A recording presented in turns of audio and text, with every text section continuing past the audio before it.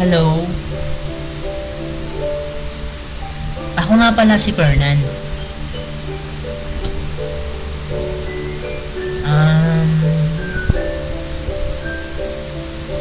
Dati, mag-isa lang ako. Mag-isa lang ako sa buhay pag-ibig. Sabi nga nila mag-isang umibig. And then one day, parang nagbago ang lahat. Nang biglang may nakilala ako isang babae. Ang pangalan niya Jonette Farades Bondad. Actually, simit siya nung kapatid ng tropa ko.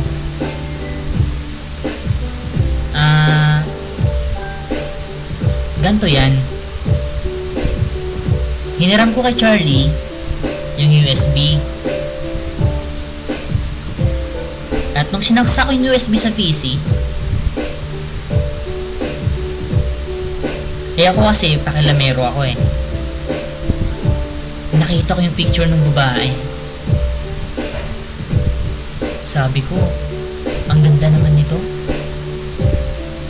Ano kayang pangalan niya? And then, kinausap ko si Charlie. Sabi ko, pre, sino tong nasa picture sa USB ni Jessa? Si Jonette Farades Bondad. Oh pare, ang ganda niya. Sabi ko. Sabi ni Charlie, ahay, bata pa yan men. Hindi, okay lang yun.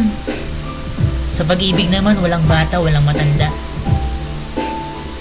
Kasi ako nun, third year high school. And then, siya naman, first year high school. Bata nga siya nun. Sabi ko, Char, kunin mo naman yung number niya. Sure ka men? Sabi niya.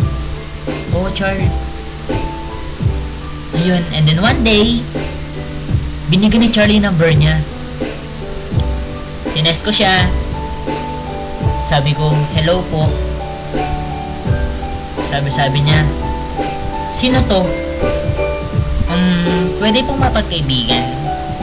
Sabi niya, sino ka nga? Mataray. Sabi ko si Fernan po.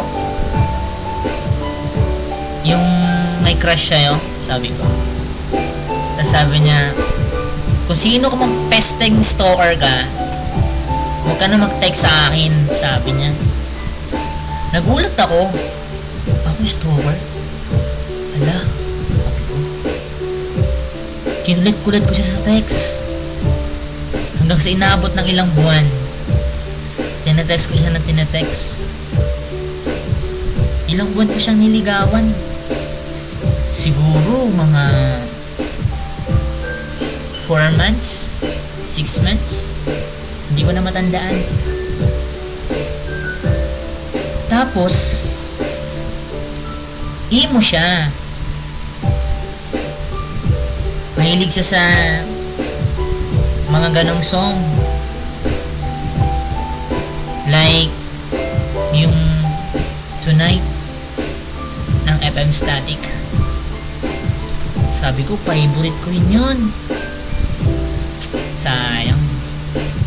Sabay yun, nagtiyaga akong manligaw.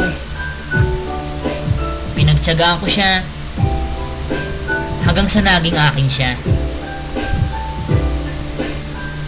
Tapos kailan ba yun?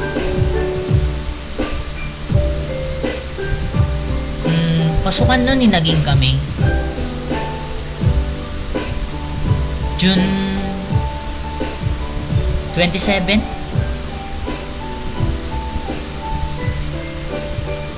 Tapos hanggang sa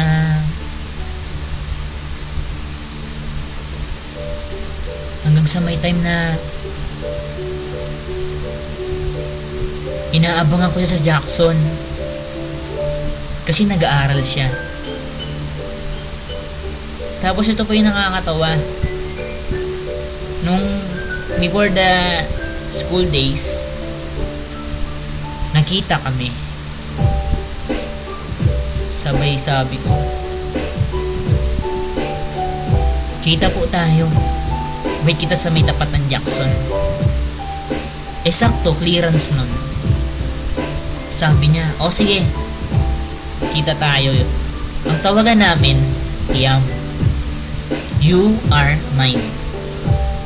Sabi ko nun, wow. Kinakabahan ako. Suot niya nun yung ICT t-shirt.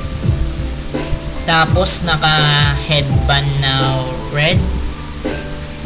And then naka skinny jeans. Tapos ako naman naka brown t-shirt, naka black pants, and naka black short. Tapos naka tsinelas. Nung nakita na kami, sabi ko, hi, ako po ito, yung taong nag-iingat sa'yo. Sabi niya, ay, teka lang pala, punta muna ako ng school. Biglang dumating yung teacher niya. Tinanong, sino yun?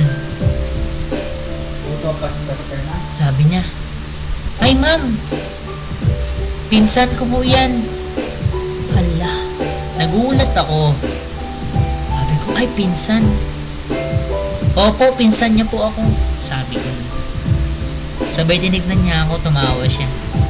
Sabi niya, sorry, hindi ko malaman. Oo, naiintindihan ko. And then lumipas ang ilang buwan. Nagkita kami. Inaabang ako sa Jackson. Sabay kami naglalakad pa uwi. Naranasan ko nun nung umuulan. Talagang baha sa Olongapo. Sa palengke, sa Marikit, sa Mark 1, sa Victory. Baha talaga. Tapos umulan ng malakas na malakas. Magkasama pa rin kaming dalawang umuwi. Hinubad ko yung sapatos ko, black shoes. Tapos siya yung sapatos niya. Sabay nagdaan kami pa uwi. Hanggang sa nagkarating kami sa bahay nila. Pinakilala niya ako sa papa niya.